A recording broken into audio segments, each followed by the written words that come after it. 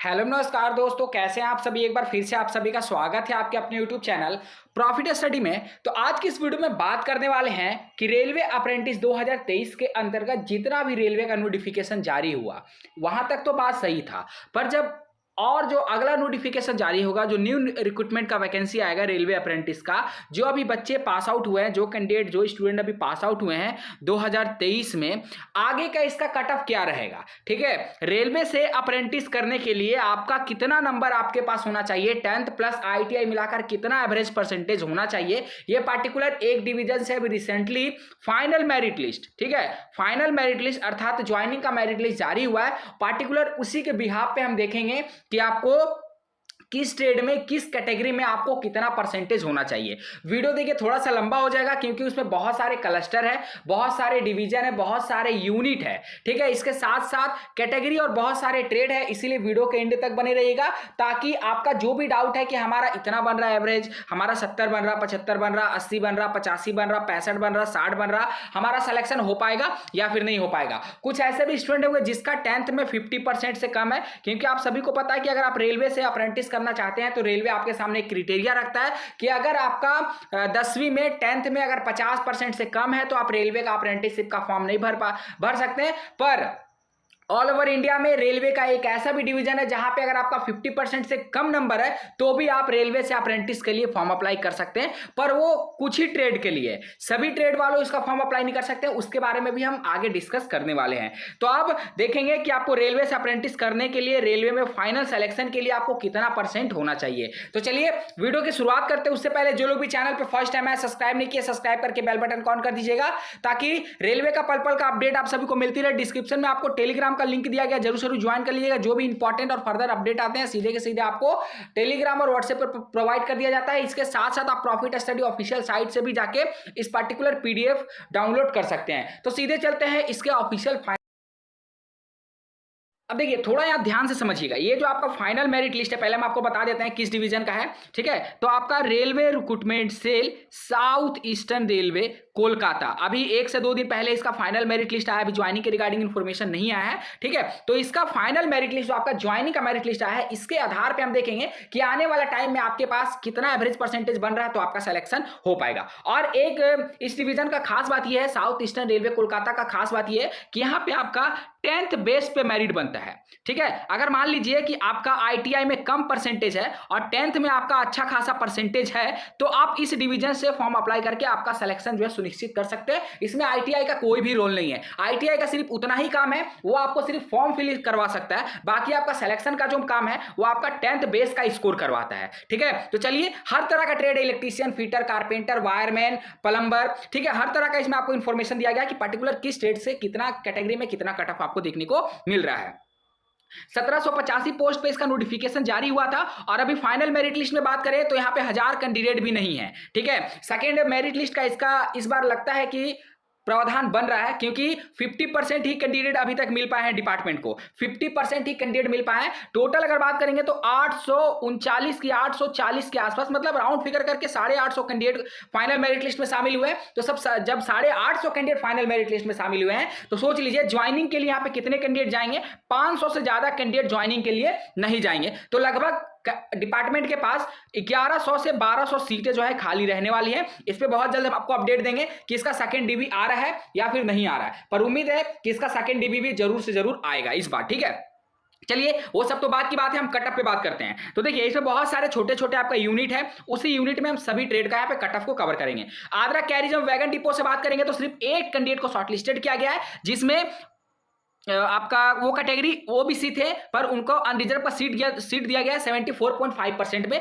ये आपका 10th base पे सिलेक्शन हुआ है। फिर से हम आपको बता दे रहे ताकि किसी कैंडिडेट को डाउट यहाँ पे दोबारा ना हो पाए। ठीक है, नेक्स्ट देखिए, आद्रा कैरिजम वैगन डिपो फीटर में, तो फीटर में सबसे पहले कट ऑफ देखिए कि कितना जा रहा है। और यहाँ पे टोटल 31 कैंडिडेट को शॉर्टलिस्टेड किया गया है। और SC में अगर कट ऑफ का बात करें तो SC में देख लीजिए आपका 68 पे सिलेक्शन हुआ है। जो लोग बोलते हैं ना कि कम कट ऑफ पे भी अभी सिलेक्शन होना मुश्किल हो गया, ऐसा कुछ भी नहीं है। अगर आप सोच समझ के सही से फॉर्म अप्लाई करोगे ना तो मैं गारंटी देता हूं कि 101% आपका रेलवे अप्रेंटिस में सिलेक्शन होगा। बस आपको सही दिशा होना चाहिए, प्रॉपर इंफॉर्मेशन, प्रॉपर गाइडलाइंस आपके पास होना चाहिए फॉर्म अप्लाई करने से पहले। ठीक है, यहाँ पे देखिए SC का 68 68.4 पे मेरिट बना। ओबीसी का बात करेंगे तो देखिए 74 पे मेरिट बना है, 10th का मार्क्स है, सिर्फ 10th और आईटीआई का नहीं है, 10th का मार्क्स पे मेरिट बना है, ठीक है। उसके बाद एसटी में बात करें तो देखिए 77.6 पे मेरिट बना है, ठीक है। वहीं अगर बात करते हैं अनरिजर्व का भी दिखा देते हैं, अनरिजर्व वाले कैंडिडेट परेशान हो रहे हैं, हमारा नहीं आ रहा, लीजिए आपका भी आ गया। अनरिजर्व का 81.2% पे बना, हालांकि ये कट ऑफ और भी गिरेगा क्योंकि यहाँ पे वैकेंसी थोड़ा सा कम था, इसीलिए कट ऑफ आपको इतना देखने को मिल रहा, ठीक है। चलिए नेक्स्ट बात करते हैं यहाँ पे वेल्डर में कि आद्रा में, आद्रा डिवीजन के अंतर्गत आपका वेल्डर में बात करते हैं तो टोटल कितने कैंडिडेट हैं? टोटल यहाँ पे 18 कैंडिडेट हैं। 18 कैंडिडेट के अकॉर्डिंग कट ऑफ देख लीजिए। एसटी में आपका 52.71 पे सिलेक्शन हुआ, सोच लीजिए। एससी कैटेगरी में 52.71% पे सिलेक्शन हुआ। क्या इससे कहीं कम और कट ऑफ आपको देखने को मिल सकता है? कहीं नहीं मिलेगा इससे कम कट ऑफ आपको देखने को, ठीक है। वहीं बात करते हैं एससी में, तो एससी में देखिए 62.67 पे सिलेक्शन हुआ और ओबीसी में आपका 64.8 पे सिलेक्शन हुआ, ठीक है। देख लीजिए कितना कम कट ऑफ है, वैकेंसी भी कम है और कट ऑफ भी आपको कम देखने को मिल रहा। वहीं अगर आप अनरिजर्व का देखोगे तो 79.43, थोड़ा सा आपका अनरिजर्व का कट ऑफ यहाँ पे जम कर गया, ज्यादा देखने को मिल रहा है, ठीक है। नेक्स्ट यहाँ पे बात करते हैं चक्रधरपुर में, तो यहाँ पे अगर बात करेंगे तो कारपेंटर का देखिए 71 पे सिलेक्शन हो गया एससी कैटेगरी के अंतर्गत। और वहीं अगर बात करेंगे चक्रधरपुर में तो आपका फीटर का, तो फीटर का कट ऑफ देखिए यहाँ पे कितना गया है। देखिए एससी में आपका 72 पे सिलेक्शन हुआ, ओबीसी में आपका 73 पे सिलेक्शन हुआ, एसटी में आपका 75 पे सिलेक्शन हुआ और अनरिजर्व का बात करते हैं तो अनरिजर्व का देख लेते हैं। ईडब्ल्यूएस का भी देखिए, ईडब्ल्यूएस भी कैंडिडेट इसमें अप्लाई किए थे तो 80.8 पे सिलेक्शन हुआ।